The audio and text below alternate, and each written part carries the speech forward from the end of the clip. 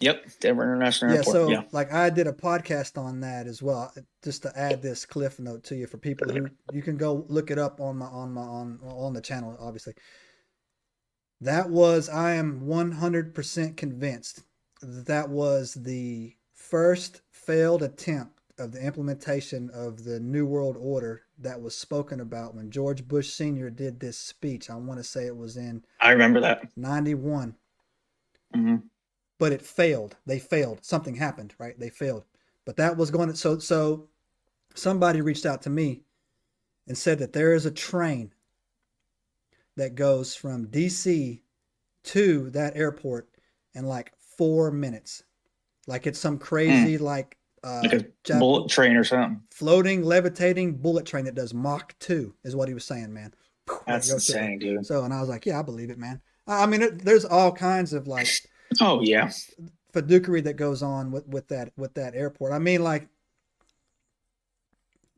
so I mean, like I said, I don't want to sidetrack you on it, but just secret societies speak in symbolism, right? Because they have to, Mhm. right? Because they believe in something that's completely. If you ever want to know why secret societies are stupid, I'll tell you why they're stupid, right? And how they fail, right?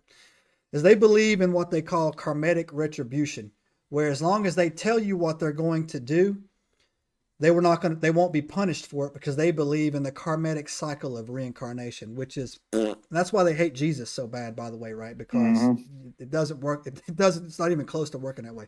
So they have to tell you in their minds, right? In their minds, they have to tell you what they're going to do, right? As if that would save them from judgment. And so the Denver International Airport is just littered. It is littered with Covered with that it stuff. is littered with it, man. Gargoyles and Samsung suitcases, which is an anagram for Masons. Samsung backwards is Masons. Yeah. There's Freemason symbols all over the place. There's a pale horse, Lucifer. Lucifer.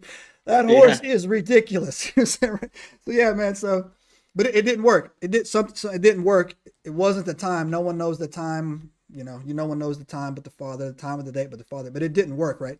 But that was. I'm firm. I'm a firm believer that was going to be a major whatever in the event that went down on. And there's also rumors of Nephilim living underneath it, right? So I don't know if you saw this went viral about 2 or 3 days ago. This will post out in about a week. You see that 20 foot uh Yep. ne- In Colorado. Yeah. Nephilim climbing that rock, right? That looks Yeah. In like Colorado. yeah. So there's there's things in those mountains out there. Y'all go ahead, Drew. So man, like I said, man, Yeah. I can't. I'm a sidetracker, bro. We just pull. Oh, you good, man. Let's go. You good, man. Right. Well, yeah, but actually piggybacking off of that, because on that map he showed me this, yeah, it had a straight shot tunnel that led all the way out to DC. Mm-hmm. Then it had the spider web with all these other tunnels led out to the Dulce base, Yep. Area 51, Utah, California, Washington, all that, man. And I was just like, what the freak, dude? Yeah. So I took a screenshot of that and kept it on my phone. But anyways, yeah, so I thought that was pretty interesting. So that's what kind of started me on the whole rabbit hole trail with that, on the conspiracies. And anyways, yeah, so I'll just jump back to the cryptids again. So after that, I quit my law enforcement career in 2014, and then I moved from Colorado here to Tennessee.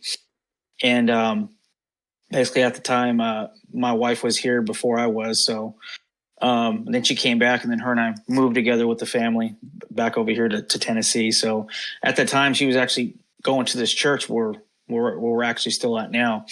I didn't know this, but she was basically talking to some guys about me before I even got there. So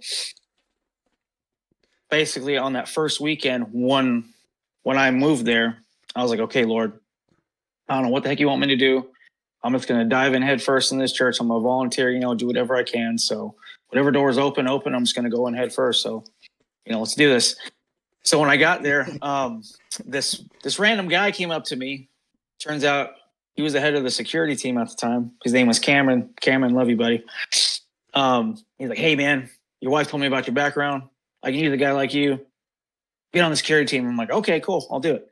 So as him and I were working together every Sunday for about a year, I noticed he was wearing like little like Bigfoot stuff, like based on like a wristband or like a pin here or a hat or whatnot.